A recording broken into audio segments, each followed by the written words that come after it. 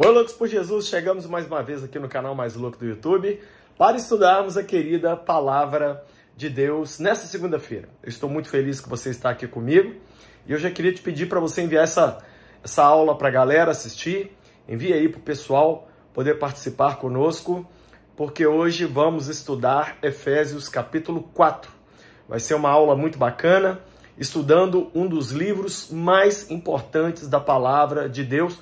Muitos dizem que Efésios é a carta mais importante que Paulo escreveu, outros dizem que é Romanos, mas o importante é que é parte essencial da Palavra de Deus e eu quero te convidar então. Lembrando que as aulas são todas as segundas, terças e quartas, mas as aulas só são livres para todo mundo às segundas e terças.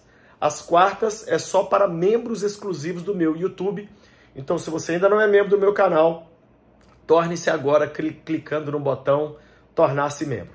Vamos lá então? Efésios capítulo 4, verso 1 diz assim: como prisioneiro do Senhor, rogo-lhes que vivam de maneira digna da vocação que receberam. Em outras palavras, Paulo está dizendo, não viva só com o nome de crente, não. Viva uma vida digna do nome de cristão. Esse é o grande problema hoje. Muito cristão está vivendo uma vida hipócrita. Prega uma coisa e vive outra, né? Verso 2. Sejam completamente humildes e dóceis, e sejam pacientes, suportando uns aos outros com amor. Bom, então vamos lá. Então nós temos que ser humildes, nós temos que ser dóceis, nós temos que ser pacientes e suportar uns aos outros em amor. Tá vendo? Que por que muita gente diz que é crente, mas na verdade não é? A pessoa não quer ser humilde, não quer ser dócil, não quer suportar o outro, não quer nada. Ela quer viver a vida do jeito dela. Ei, isso aqui está falando do nosso relacionamento com o próximo. Verso 3. Façam todo o esforço para conservar a unidade do Espírito pelo vínculo da paz. Em outras palavras, não perde o vínculo, a unidade com as pessoas. Há um só corpo e um só Espírito, assim como a esperança para a qual vocês foram chamados é uma só. Há um só Senhor, uma só fé, um só batismo, um só Deus e Pai de todos, que é sobre todos, por meio de todos e em todos. Paulo está dando aqui um pequeno esqueleto do credo, daquilo que cremos, né? Um só Senhor, uma só fé, um só batismo, um só Deus e Pai. Então, esses aqui são pilares do cristianismo. Coisas em que nós cremos. E o apóstolo está reforçando isso aqui para a igreja de Éfeso. E aí ele diz no verso 7, e a cada um de nós foi concedida a graça conforme a medida repartida por Cristo. Ou seja, Paulo está dizendo, cada um de nós recebeu de Deus dons para realizar tarefas diferentes. E ele vai entrar nesse assunto aqui agora, olha. Por isso é que foi dito, quando ele subiu em triunfo às alturas, levou cativo muitos prisioneiros e deu dons aos homens. Então olha aí, Paulo está entrando agora na questão de chamados, de dons, né, ministeriais. Aí ele diz, o que significa ele subiu, senão que também tenha descido das profundezas da terra? Aquele que desceu é o mesmo que subiu acima de todos, a fim de encher todas as coisas. Então, Jesus morreu e ressuscitou para ser Senhor de tudo. E aí agora vem o verso, olha aqui, esse verso aqui é um dos mais importantes da Bíblia, Efésios 4:11. Ele designou alguns para apóstolos, outros para profetas, outros para evangelistas, outros para pastores e outros para mestres. Até hoje nós temos apóstolos, profetas, pastores, evangelistas e mestres. O que é isso aqui? É o título? Não, é o dom pelo qual a pessoa opera. É o dom profético, é o dom pastoral, é o dom de mestre, é o dom de evangelista, é o dom profético, é o dom apostólico, ok? Então, Paulo está dizendo que existem 5 dons ministeriais que os cristãos operam neles. Para que esses dons? Está no verso seguinte, verso 12. Com o fim de preparar os santos para a obra do ministério, para que o corpo de Cristo seja edificado. Ou seja, para que é isso? Para que tem apóstolos, profetas, pastores, evangelistas e mestres? Para edificar o corpo de Cristo. Para a igreja ser edificada, né? E com o fim de preparar os santos para a obra do ministério, para que o corpo seja edificado, verso 13, até que todos alcancemos a unidade da fé e do conhecimento do Filho de Deus, e cheguemos à maturidade, atingindo a medida da plenitude de Cristo. Ou seja, esses dons são para que a igreja seja amadurecida, tornando-se cada vez mais parecida com Jesus.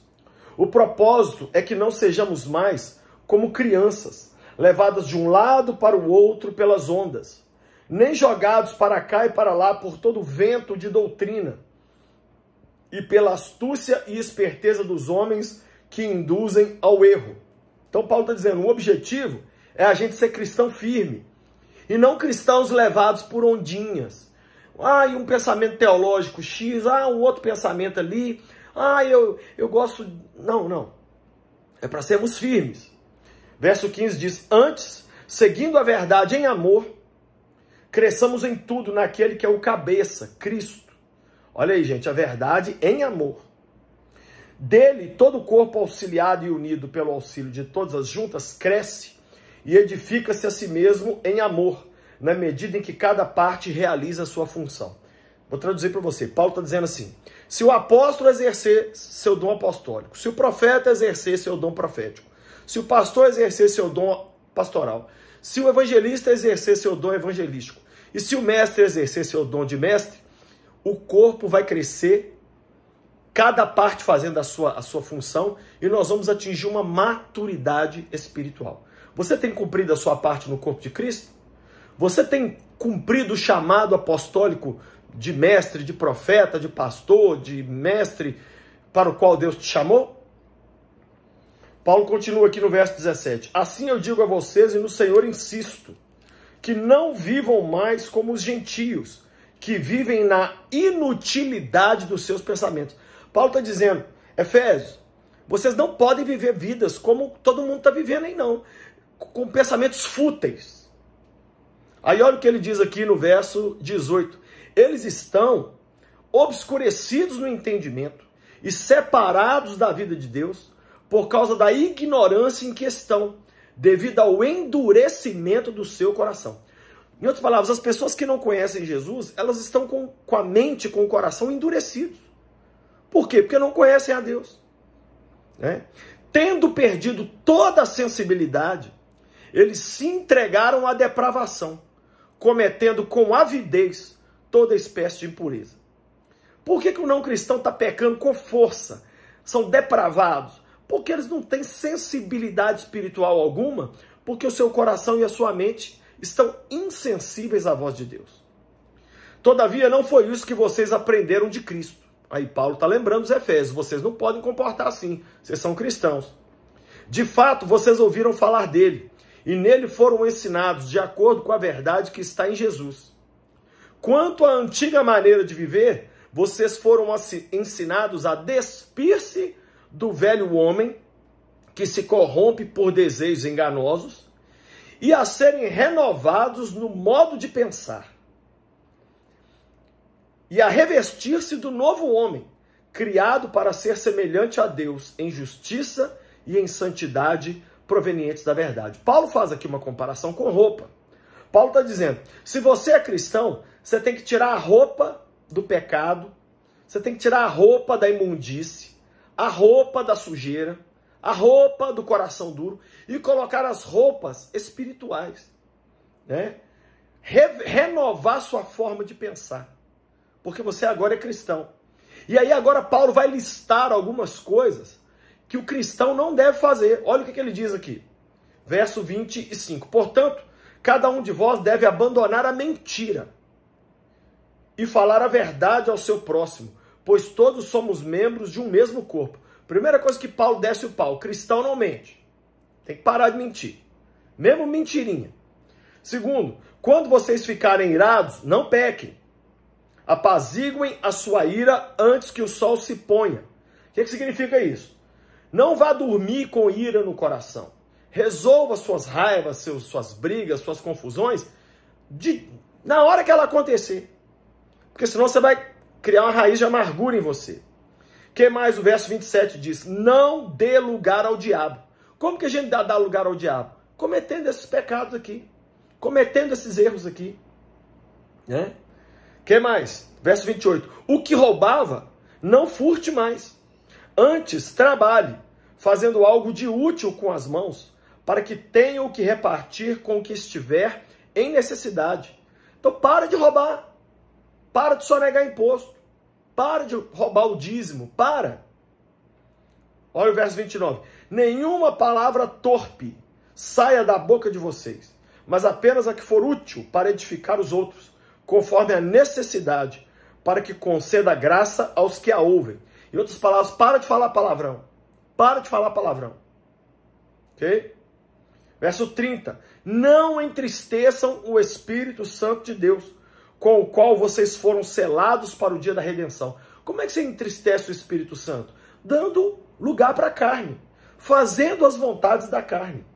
É assim que a gente entristece o Espírito Santo. Né?